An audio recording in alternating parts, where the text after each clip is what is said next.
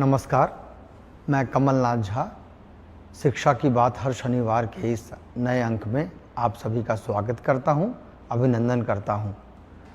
हम आज फिर से शिक्षकों और अभिभावकों के कुछ प्रश्नों के साथ उपस्थित हैं। आपके प्रश्नों के उत्तर देने के लिए हमारे साथ डॉक्टर एस सिद्धार्थ, शिक्षा विभाग के अपर मुख्य सचिव उपस्थित हैं। मैं आपका स्वागत करता हूं, अभिनंदन करता हूं सर। एक शिक्षक ने पूछा है, दरअसल ये ट्रांसफ़र के संबंध में है, कि हमसे किसी ने फ़ोन पर कहा कि 70,000 रुपये दो और मनचाही जगह पर पोस्टिंग ले लो। हमने तैयारी भी कर ली थी सर, लेकिन आपने ऐसा कौन सा सॉफ्टवेयर बनाया कि खेला हो ही नहीं पाया। सर, जो कभी हुआ नहीं वो कैसे संभव हुआ, बिना पैसे का ट्रांसफ़र हो रहा है सर। देखिए,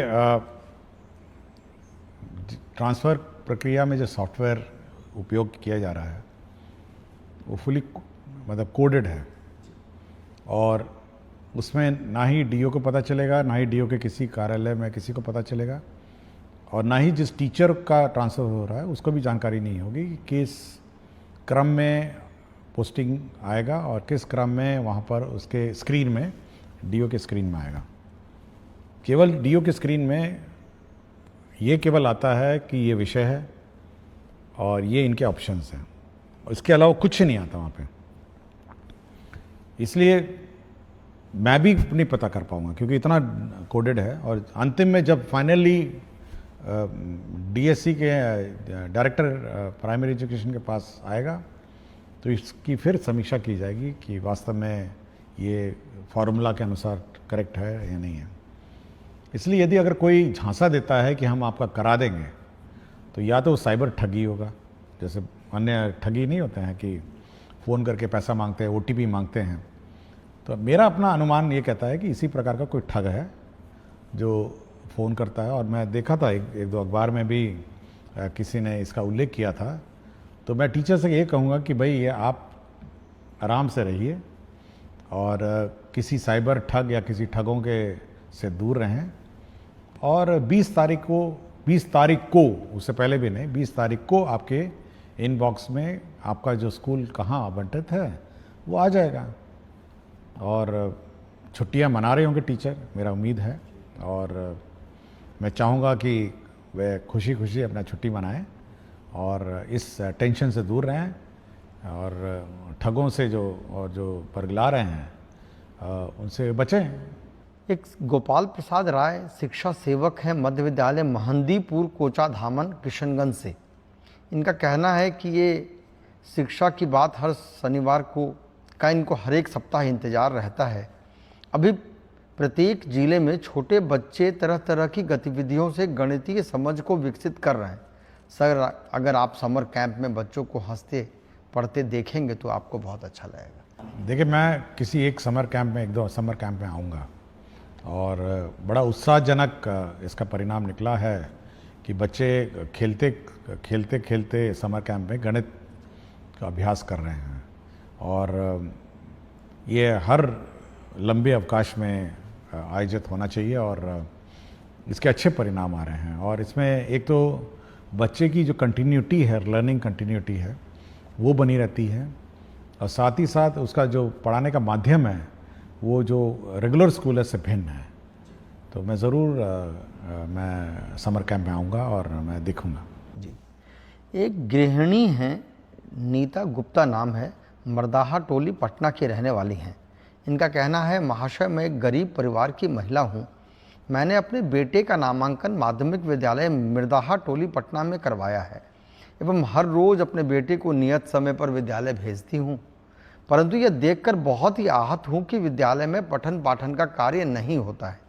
मेरे बेटे की तरह ही सारे बच्चे कक्षा में बैठकर शिक्षक के आने का इंतजार करते रहते हैं, परंतु शिक्षक कार्यालय में बैठकर बातें करते रहते हैं, जिससे मेरा बच्चा घर आकर मुझे ये कहता है कि माँ, मुझे भी नामांकन प्राइवेट विद्यालय में करवा दो।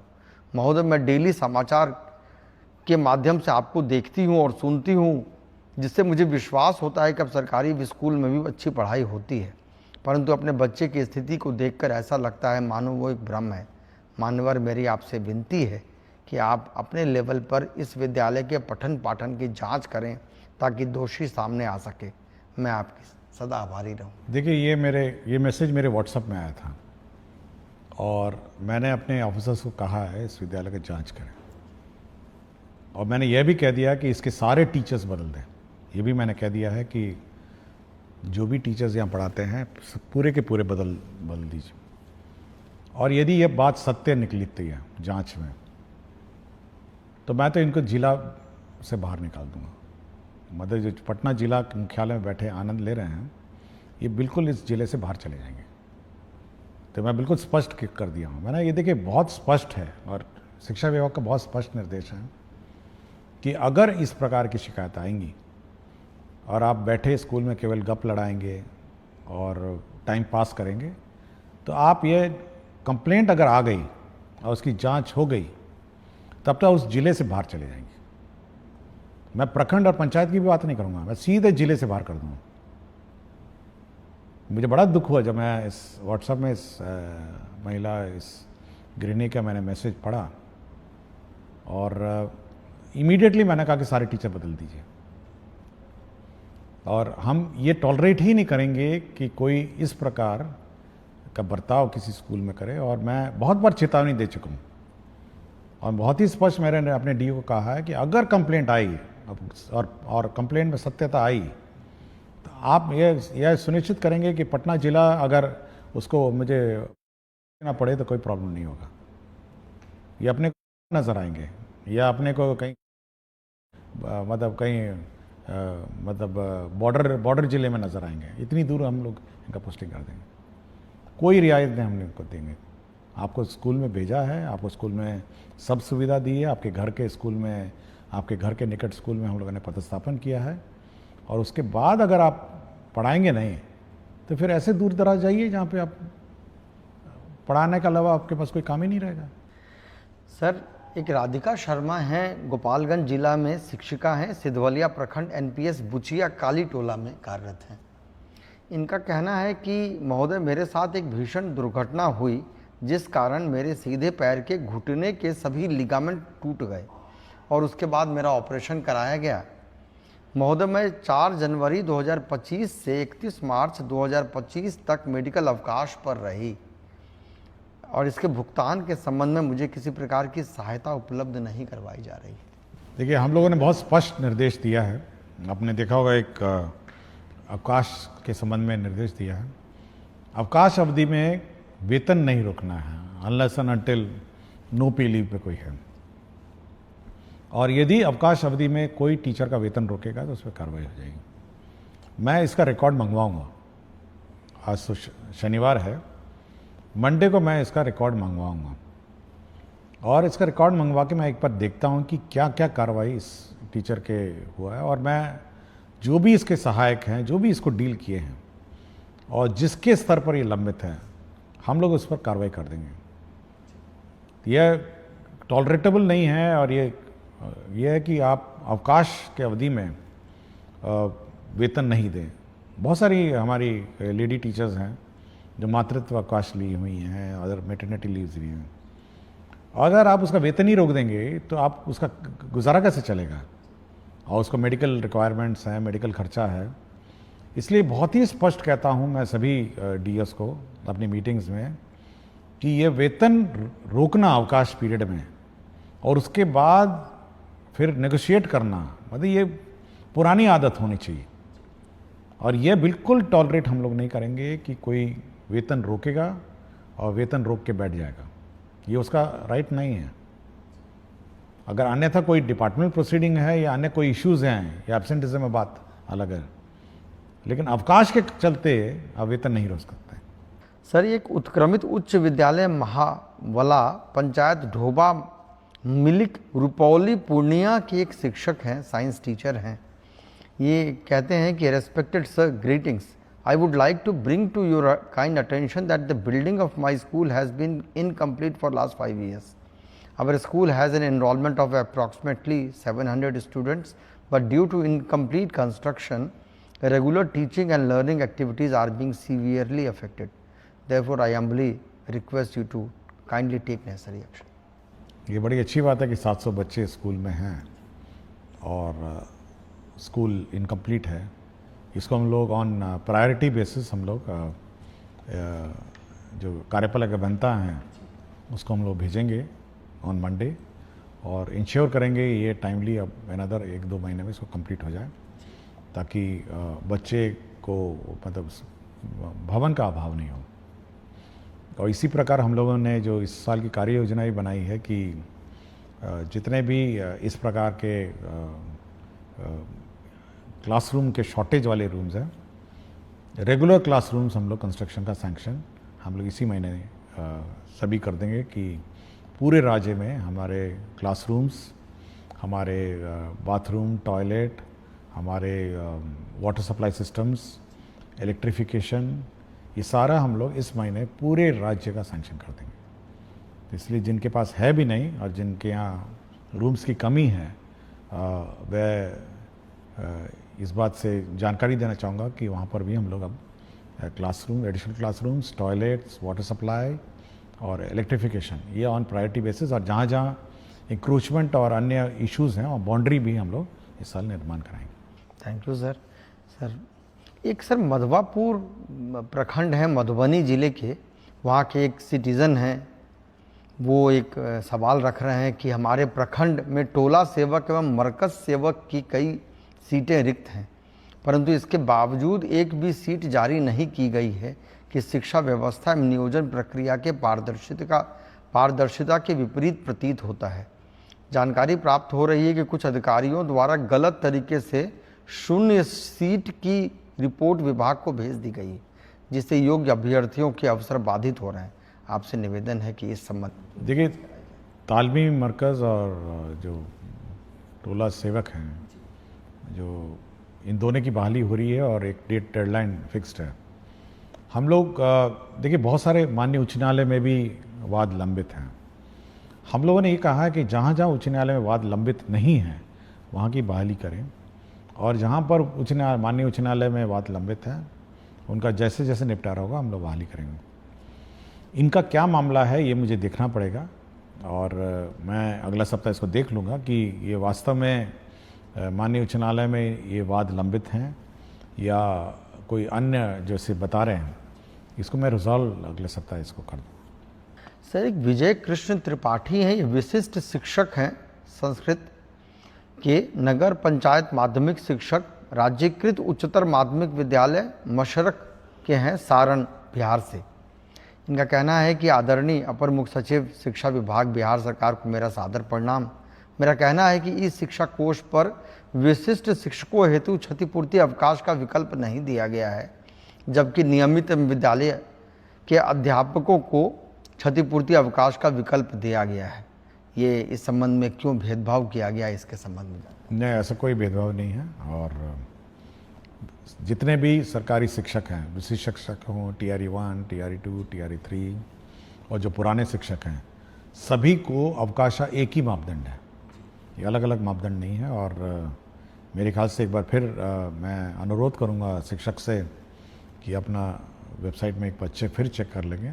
सारे अवकाश जो अन्य टीचरों के लिए अलाउड है वह इनको भी अलाउड है। केवल आपका नियोजित जो पुराने पंचायत स्तरीय है जो टीचर हैं वो वैसे भी इस शिक्षा कोष में मतलब वह भी उनकी निकाय जो है वो स्थानीय निकाय है जो अवकाश देती है, बट सरकारी शिक्षक जो हैं उनकी अवकाश तालिका एक साथ है, एक ही बराबर है, अलग अलग नहीं।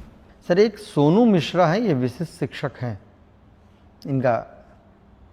इनका कहना है कि सर आपके द्वारा शिक्षा की बात हर शनिवार कार्यक्रम के माध्यम से शिक्षकों की कई सारी समस्याओं का समाधान किया जा रहा है, जिसके लिए बिहार के तमाम शिक्षक आपके प्रति कृतज्ञ हैं। महाशय, मेरा प्रश्न यह है कि एक ही प्रवृत्ति और एक ही समान प्रक्रिया से बहाल शिक्षकों के वेतन में अलग अलग जिलों में काफ़ी भिन्नता है।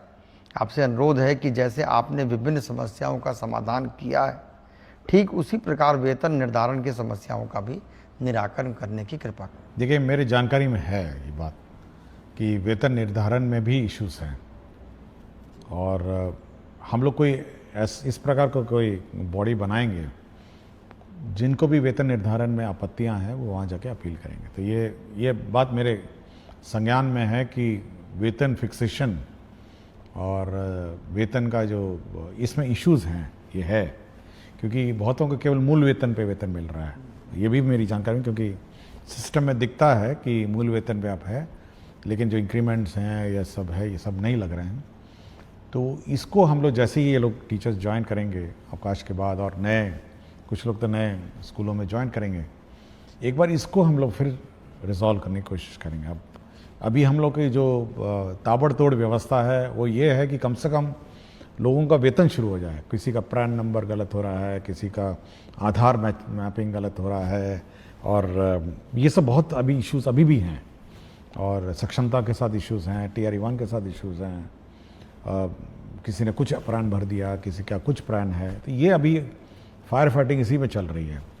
तो एक बार ये सेटल डाउन हो जाएगा तो हम इस बात का रिकैलकुलेट कराएंगे हर टीचर का कि उसका वेतन निर्धारण एग्जैक्टली करेक्ट हुआ है, उसमें क्या त्रुटियां हैं, और सुधार करके फिर उसका जो भी अरियर बनेगा हम लोग भुगतान कर देंगे। जी सर।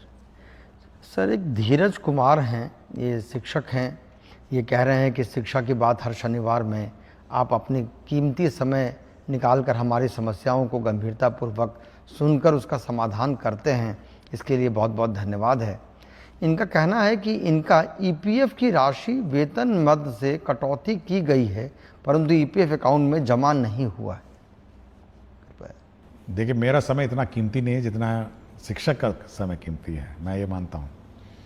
देखिए, शिक्षक का समय इसीलिए कीमती है कि वो जब समय अपने स्टूडेंट्स को देता है, जो भी देता है या जो अपना समय देती हैं, तो उसका कैरियर और उसका भविष्य बनाती है। तो बहुत टीचर का समय बहुत कीमती है, और ये मैं मानता हूँ। और जो पुराने क्वेश्चंस में मैंने देखा कि व्यर्थ में बैठे रहते हैं, तो बड़ा बड़ा दुख होता है ये सब सुन के।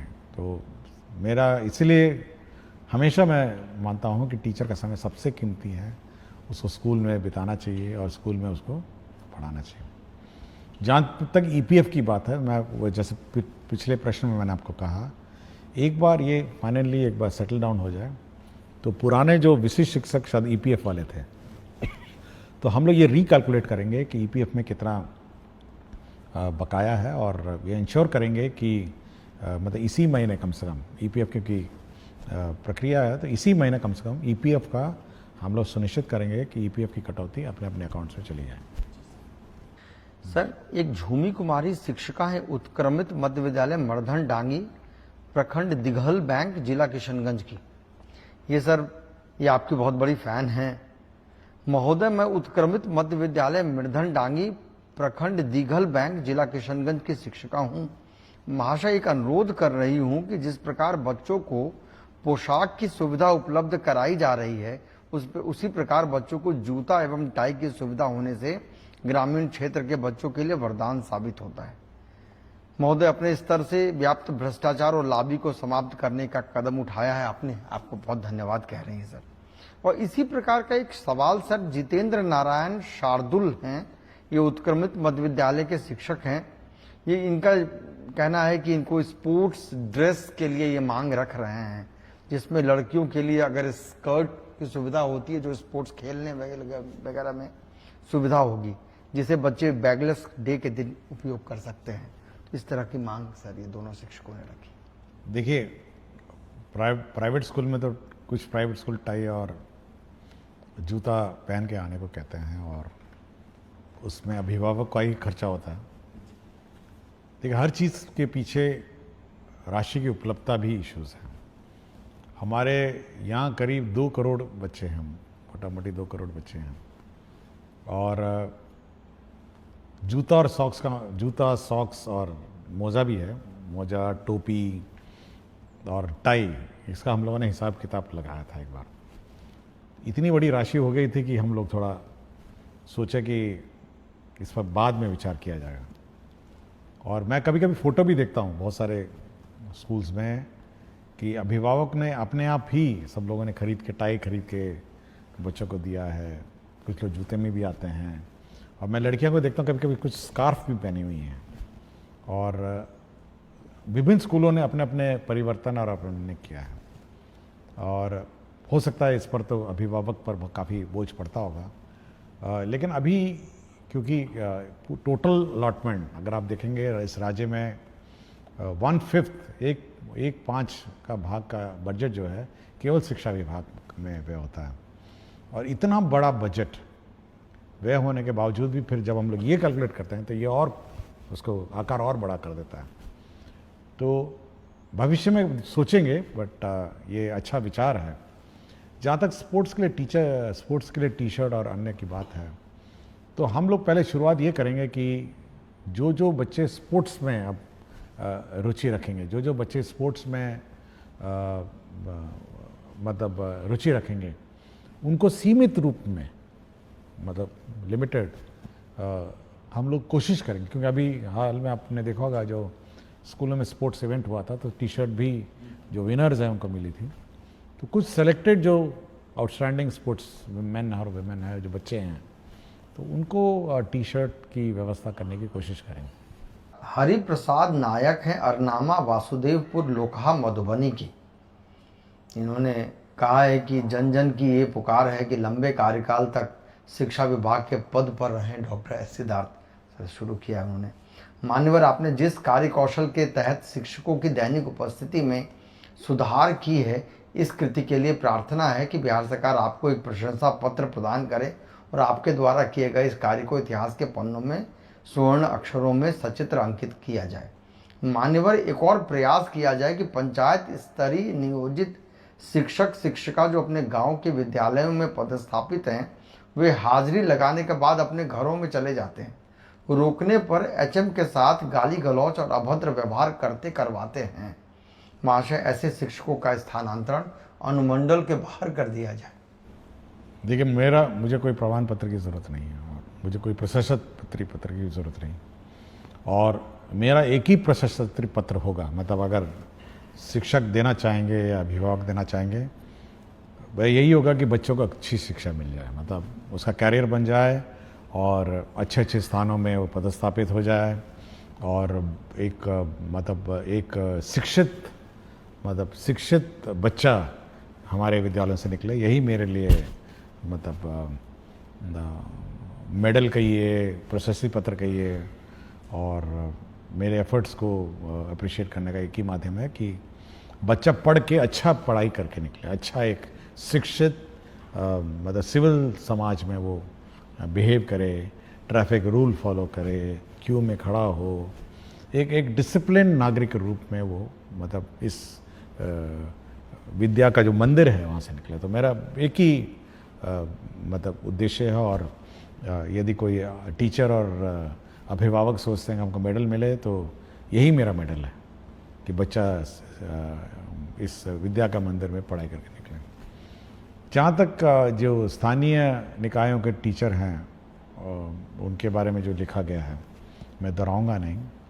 मैं बहुत ही स्पष्ट हूँ कि क्योंकि हो सकता है स्थानीय निकाय क्योंकि अनुमंडल से बाहर नहीं जा सकते हैं, लेकिन इन पर कार्रवाई हम लोग कर देंगे। यह बिल्कुल स्पष्ट है। यदि सोचते हैं कि स्थानीय निकाय में हैं और इन पर कोई कार्रवाई नहीं हो सकती है, हम लोगों ने बहुत सारे स्थानीय निकाय टीचरों को डिसमिस किया है, बहुतों की नौकरी गई है। इसलिए यह बिल्कुल स्पष्ट है कि कोई भी टीचर अगर लापरवाही करेगा, इस प्रकार गाली गलौज करेगा, तो वो बिल्कुल फिर तो डिपार्टमेंट प्रोसीडिंग और डिसमिसल का भोगी होगा। और जहाँ तक सरकारी शिक्षक है, जैसे नियोजित है, ये सक्षमता पास शिक्षक TRE 1, TRE 2, 3 है, अगर वह इस प्रकार का कार्रवाई वो भी करें, तो मैंने पहले ही बता दिया कि उनका जिला से बाहर कर देंगे हम लोग। ये जिला में रखने की क्या ज़रूरत है जब आप अपने स्थानीय क्षेत्र में जाके बैठ के पढ़ाई नहीं सकते हैं। तो बहुत ही स्पष्ट है कि अगर आप इनडिसिप्लिन करेंगे और इस प्रकार की हरकतें करेंगे तो करेंगे।